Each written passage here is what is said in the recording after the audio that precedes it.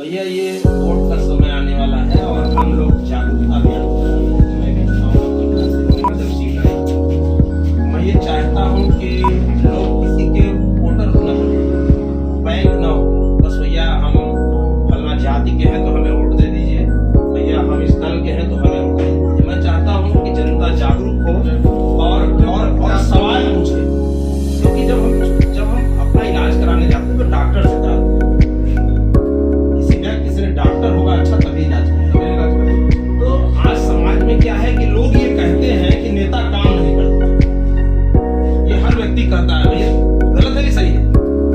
हर व्यक्ति कह रहा है नेता काम नहीं करते हैं, चुनाव में वोट मांगते हैं फिर गायब हो जाते हैं, फिर कोई ध्यान नहीं देता है। तो जनता सवाल करे अपने नेताओं से, मैं भी चुनाव लड़ूंगा तो मुझसे भी आप सवाल करें कि आपने पिछले 5 वर्षों में काम क्या किया है जिसके आधार पर हम आपको चेयरमैन।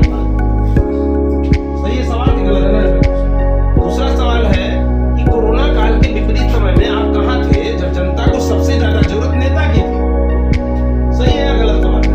सेवा करने का मौका तो कोरोना काल था जब लोग खाए बिना रह जा रहे थे, दूसरा कोई काल तो ऐसा नहीं था। तीसरा सवाल, ओबरा नगर पंचायत की रोड जो विस्तारित क्षेत्र है, भलुआ टोला है, पूरा दिल्ली है, न्यू कॉलोनी है, श्री राम नगर है, जिसमें 4 वार्ड प्रमुख रूप से आते हैं, वार्ड नंबर 1, 3 और 14 और 15। इन वार्डों में नियमित रूप से साफ सफाई हो, लाइट हो और रोड का टेंडर हो, नाली का टेंडर, उसके लिए आपने क्या प्रयास किया? मेरा इसमें उत्तर लिखा हुआ है, तो प्रयास किए मेरा ये प्रयास लिखा हुआ है कि मैंने 19 वर्षों में जो काम किया है, लेकिन मैंने इन 5 वर्षों में जो काम किया उसको प्रमुख रूप से 14 टू हैंड पाइप बनवाए, जिसमें आपका राजू खान जी इधर से इधर अपने छोटे लाल यादव जी के यहाँ ये नया हैंड पाइप इधर गड़वाए, दिल्ली रेलवे स्टेशन पे खरटिया पोखरा में, ये सब हमने लगभग 14 हैंड पाइप मैंने गड़वाए। 1000 परिवारों में हमारी पूरी टीम हमारे नेतृत्व में राशन लेकर पहुंची थी। चलो इसी में पड़ जाएंगे,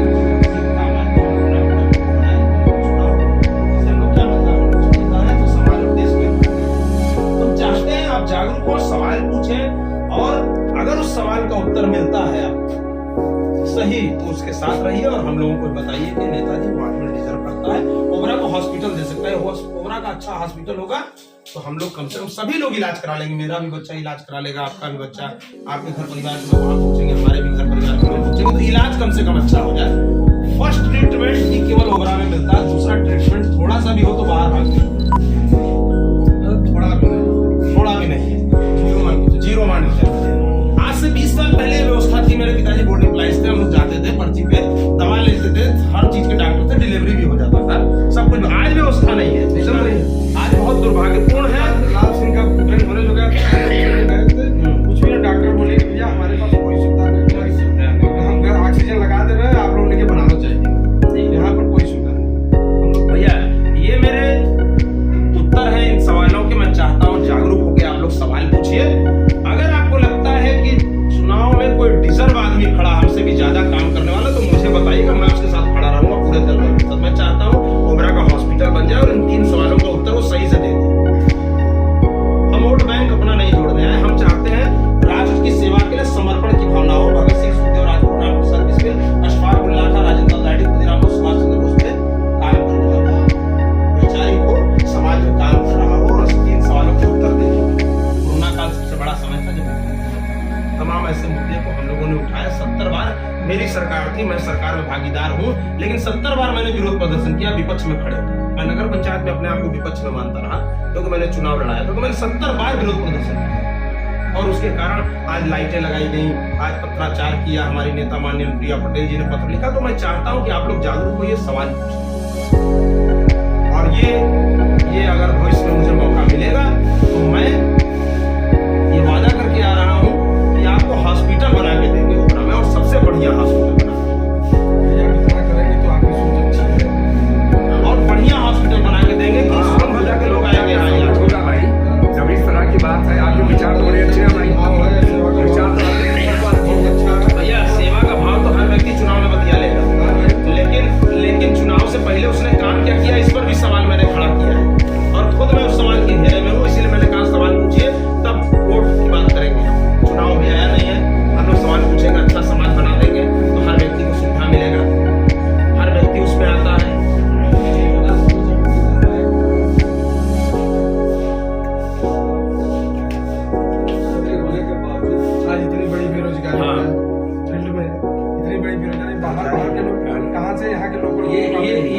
ये आत्मीयता भरी इनकी वाणी है। आत्मिक चेतना भैया 19 सालों से चेतना जागृत होती है, वो इस तरह की बात करता है। देखिए 19 वर्षों से काम किए हैं, इसीलिए तो आज सवाल खड़ा किए हैं। मुझे भी कष्ट होता है जब कोई कहता है करने का, लेकिन उनकी सोच है कि मैं जिस शहर में पढ़ा भैया पैदा हुआ उस करके यहाँ भैया एक बात बताइए, 14 साल काम करने के बाद पहली बार मैंने विचार किया कि अब मैं डिजर्व करता हूँ, तब मैं चुनाव लड़ने आया था। जो पिछली बार सीट नहीं रही, मैं नहीं लड़ पाया। फिर 5 साल बाद 19 साल की राजनीति में 19 साल बिता लेना अपने आप में, चुनाव लड़ना कोई मकसद नहीं है।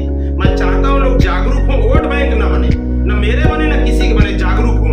क्रांतिकारी भगत सिंह ने जी कहा था कि किसी के पीछे आंख बंद करके चल देना भी एक प्रकार की गुलामी है। मैं नहीं चाहता कि कोई गुलाम बने मेरा, मैं चाहता हूँ अंधभक्त न रहे, राष्ट्रभक्त रहे। अगर कोई राष्ट्रभक्त है तो जरूर सवाल पूछेगा, मेरे लिए नहीं, देश के लिए, समाज के लिए। बताइए आप 5 साल में क्या काम किए हैं? 5 साल में बताइए काम, मैंने बता दिए हैं। और मैं कह रहा हूँ बड़ी जिम्मेदारी के साथ कि अगर किसी ने इतने काम किए होंगे, 1/10 काम किया होगा भैया, करके जा रहे हैं, वादा करके जा रहे हैं आप। ये चुनाव उसी को लड़ाएंगे जो 1/10 भी मेरा काम है। भैया अधिकारियों की निगाह में रहते हैं, लड़ाई लड़े अधिकारियों से, तब जाकर और अधिकारी जो है, अधिकारी सदैव हमारे खिलाफ में रहते हैं, लेकिन मैं भी उनके खिलाफ में रहता हूँ क्योंकि मैं जनता के लिए। अरे ऐसी जागृत चेतना जल्दी अभी किसी लीडरों में दिखाई नहीं दे रही। जो आपकी चेतना, जो ये जागृत चेतना है, सबसे बड़ी यही तो चिंतन था आपका। तो आपकी चेतनता लोग ये कहते हैं, छोटू भैया, लोग कहते हैं कि नेता काम नहीं करते हैं। मेरे जैसे लोग सोचते हैं कि ये जनता क्यों कर रही है, तो जनता के लिए मैंने सवाल खड़ा किया कि आपने कभी नेता को चुना? आप ये सवाल कर रहे हैं कि नेता काम नहीं करते, आपने नेता को चुनिए। दारू मुर्गा नेता, आप दारू पर बिके, मुर्गा बिके, जाति पर बिके, आप दल पर बिके, तब क्यों ये बात करते हैं? आपने योग्यता को तो अपनाया नहीं, योग्यता को अपना लिया तो आप वो बेचारा दम तोड़ देता है। ठीक है, ओबरा में बहुत उदाहरण है, मैं नाम नहीं लेना चाहता हूँ। ओबरा भी अच्छे नेता है, बेचारे दम तोड़ दे रहे हैं। क्यों दम तोड़ रहे हैं? क्योंकि अच्छे लोग बेचारे चुन कर नहीं जा पाते हैं। राजनीति में व्यवसाय हावी हो चुका है। ये लड़ाई राजनीतिक व्यक्तित्व और राजनीतिक व्यवसाय व्यक्तित्व वाला आदमी झूठ नहीं बोलता, फरेब नहीं करता। तो छोटू भैया को भी मेरी बात बुरी लग सकती है। अगर और जो व्यवसायिक आदमी है वो राजनीति में पैसा बांटता है, मरनी करनी में देता है, आपका जो चंदा ज्यादा दे देगा, लेकिन जब संघर्ष करने की बारी आएगी तो नहीं करेगा। अभी सब्जी मंडी उखाड़ दिया